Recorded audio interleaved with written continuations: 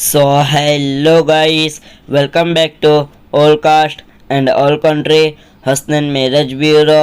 अगर आप शादी करना चाहते हो तो इस वीडियो को अंत तक ज़रूर से देखें। इस आईडी का नंबर 0789 है। इनका सरनेम मलिक है। ये मुस्लिम समाज से है। इनका कलर फेयर है। इनकी डेट ऑफ बर्थ 1992 के हिसाब से अभी 32 इयर्स के है। इनकी हाइट 5 फुट 2 इंच है। इनका वेट 70 kg है। इन्होंने क्वालिफ़िकेशन में BCA किया हुआ है। इनके फादर का नाम मकबूल अहमद है।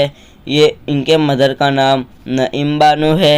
ये बोरसद के रहने वाले हैं और ये अनमैरिड है। इस वीडियो को लाइक शेयर एंड सब्सक्राइब करना ना भूलें ताकि हमारी वीडियो आप तक पहुंचती रहे। ऐसी और जानकारी के लिए हमें विजिट करें। Second floor Usha Kiran building, opposite Nawabwada, Raopura road, Vadodara, Gujarat, India.